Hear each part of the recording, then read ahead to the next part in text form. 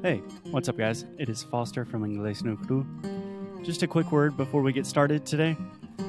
We are opening Sound School 5.0 on March 9th. 2020. So this is the 5th version of Sound School. We have been doing this for almost 4.5, almost 5 years now. It has been a process of consistently improving the course.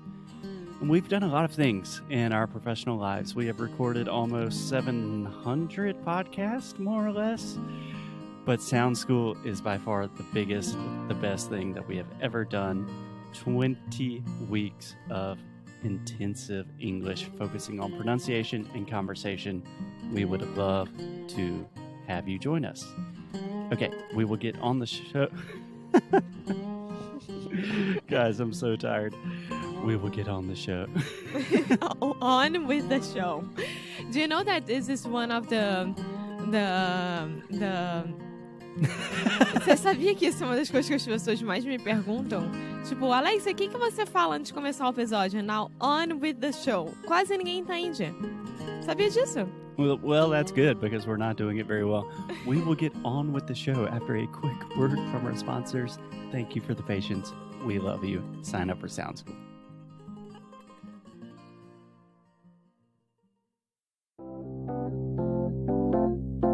Como vocês já sabem, o Cambly é o nosso parceiro aqui já há muito tempo. Nós amamos ter eles aqui conosco. E queremos aproveitar e relembrar que você pode fazer ainda hoje uma aula de graça com o professor nativo de inglês, colocando o nosso cupom inglesnuecrupodcast lá no Cambly.com ou no aplicativo do Cambly em minutos grátis, logo depois de você criar o seu profile, né, o seu perfil. Então, assim, gente, se você quiser falar sobre algo específico de inglês, se você quiser testar a sua gramática, a sua conversação, se você quiser falar mais sobre phrasal verbs, se você quiser ter uma conversa sobre business, qualquer coisa parecida, ou então se você estiver treinando para uma entrevista de emprego, vale muito a pena. Você vai estar falando com um nativo da língua inglesa, uma pessoa que você não conhece, né? Vai estar testando, se desafiando. Eu acho isso uma das coisas mais importantes do mundo. Então vai lá, Cambly.com ou o aplicativo do Cambly, Inglês no Cru Podcast, cria seu perfil, coloca seu e-mail, não precisa colocar cartão e pronto. Então, agora é o nosso episódio. Now, on with the show. Hello, hey guys, and welcome to another episode of Inglês no Cru. I am your teacher, your friend, your guide, your host, Your guru. your guru. Come English join me. guru. And of course, as always, I'm here with Alexia. Hello. You didn't say your name. I don't need to say my name. You I'm always just the say your name. spiritual leader. You always say your name. Don't you start with that. Hello, hey, what's up guys? My name is Foster, and you are listening to Inglês no Cru. Yes. Hi guys. So today we are recording from our apartment here in Porto. Mm-hmm. And it's raining. Not the beautiful day that we were expecting. So we decided to stop our lives and record some episodes for you. Yes, as we do many times on Sunday afternoons. So today, Alexia, you asked, what do I want to talk about? And naturally, I said, El Camino de Santiago. Camino. Yes, the Camino, as we would say in English, El Camino, as you would say in Spanish, or o caminho, as you would say in Portuguese. Yes. The path, the way of St. James. So what I was thinking, Alexia, first, let me just give a quick introduction about what the Camino is, why we're talking about it, and then you can just ask me questions, and I can answer them. Of so course. I won't talk too much.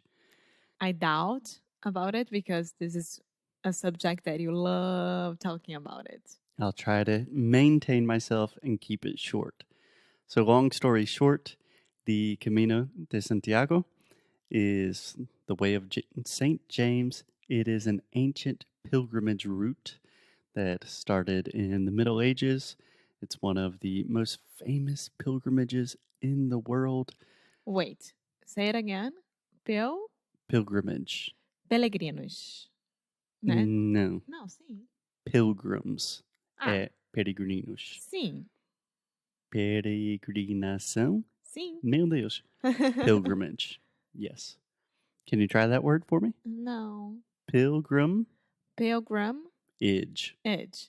Yeah, Pilgrimage. pilgrimage. Perfect. Okay. Yeah. So it's a long walk.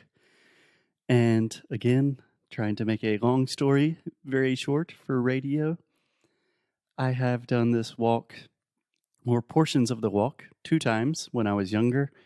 And now in our apartment in Portugal, the Way of St. James, the Camino, actually passes right in front of our house and right behind our house. So we see the little signs of St. James all the time. And I always want to talk about it and walk. And that's why we're talking about it today. So, you said that you did parts of the Camino. Mhm. Because from what I understand, you have a lot of different Caminos, right? There are several, yes. So perhaps 2 clarifications. First, essentially you can start the Camino from wherever you want. Wherever you are, there are routes, there are ways all throughout Europe, and all roads lead to Santiago. So you can start wherever you want. The first time I was walking, I would meet people from Belgium, Ireland, all over Europe that literally just left their front door and started walking to Santiago de Compostela. Well, from Ireland, I think that will be a little bit more complicated.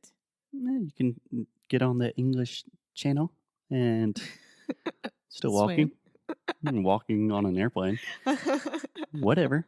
But there are more established routes, specifically the French route, El Camino Francés, is probably the most popular, and that starts in France, in the border just beyond France and Spain, and continues all the way to the westernmost part of Spain to Santiago de Compostela. Okay, so I have a question about the historical facts. Okay. Why did people started with that? Why did people start with that? Perfect. Yeah, why did people start doing that? Yeah. How did it become a thing? Yeah.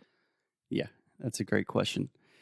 Well, legend has it that St. James, one of the disciples of Christ, was spreading the good gospel of Jesus Christ, and he took the word of Jesus all the way to Spain and Portugal, which is debatable historically, but that's what people say.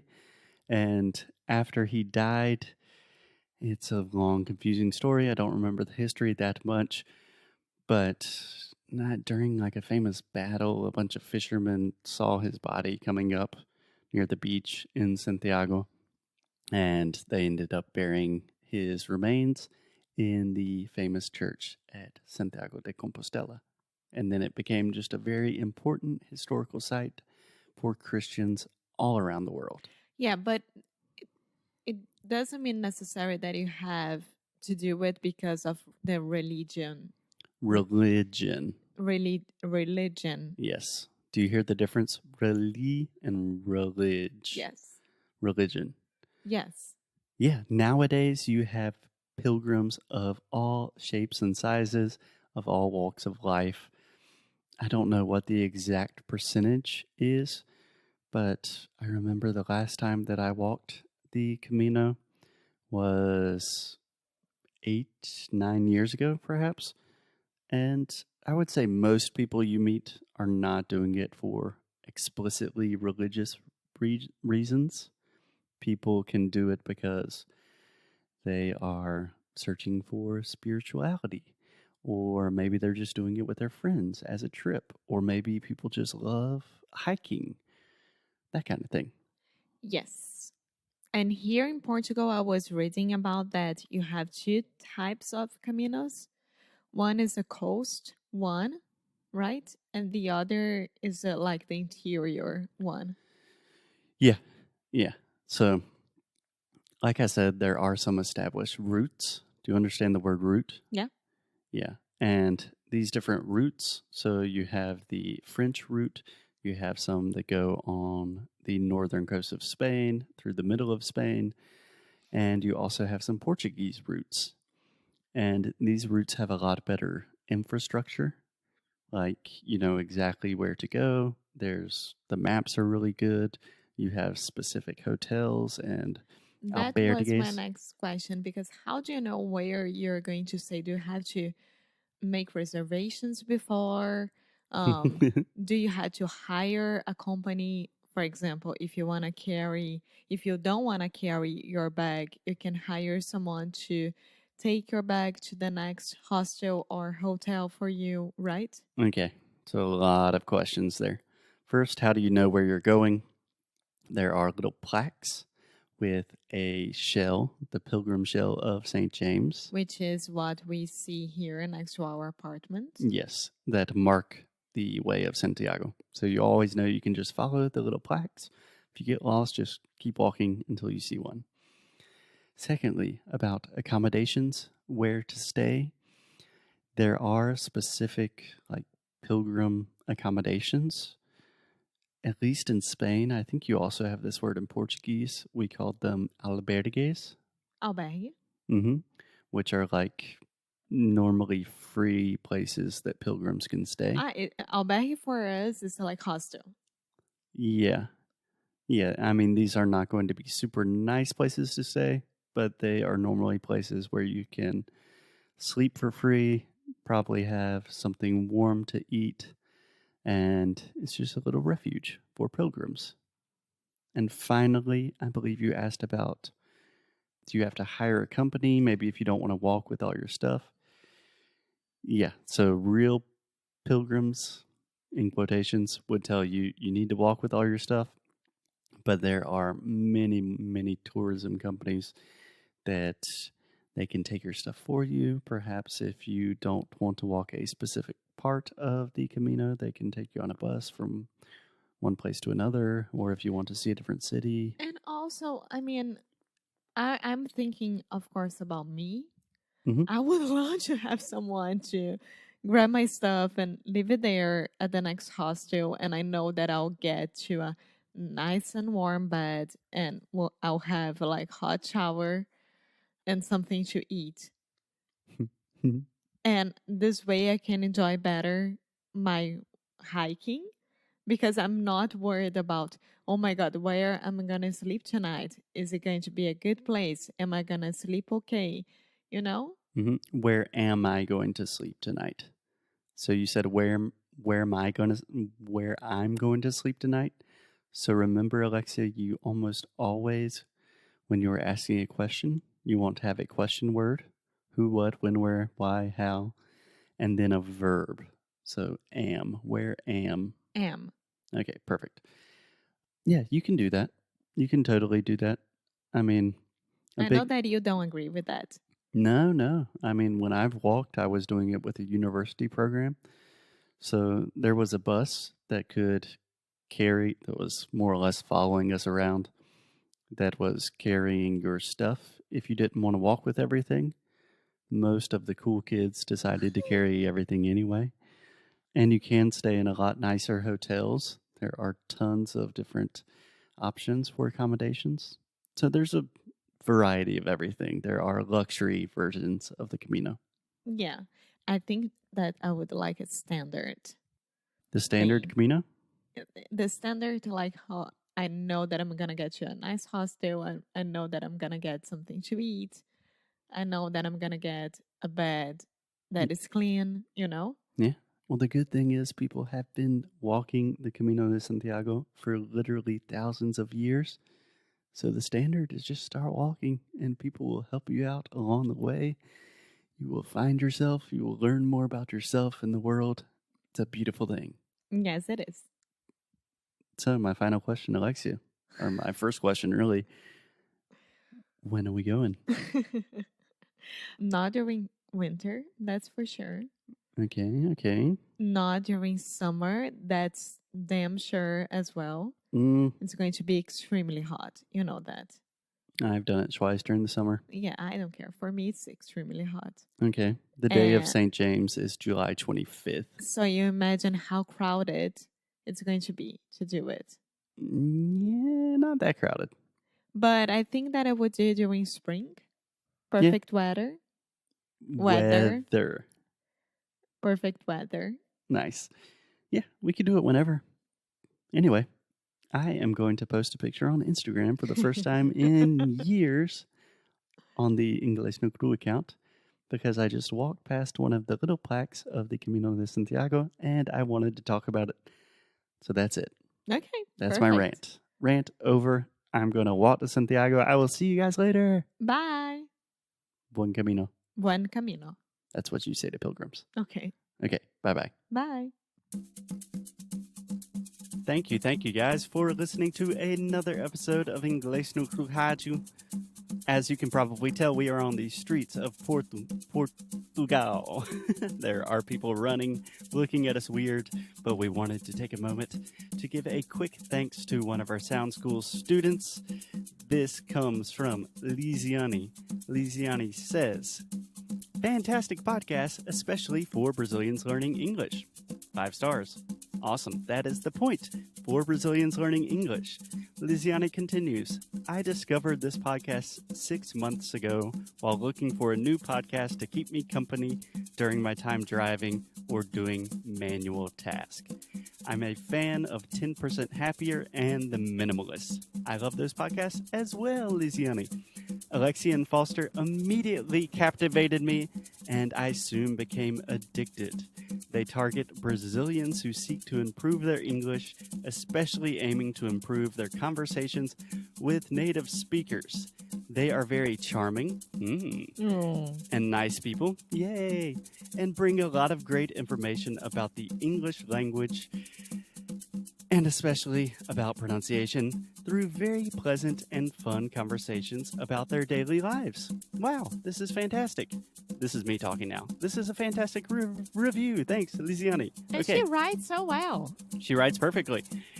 "Their great differential is to know in depth the difficulties that Brazilians have with English because, as they say, our brain, whose mother tongue is Portuguese, tends to make specific mistakes." Damn right. Watch your language, Alexia. "I learned a lot of very important and basic things about pronunciation that I had never learned before, even living in the U.S. for 3 years now and studying English since I was 12 years old. The podcast is interesting for all levels of learners, and the best is yet to come."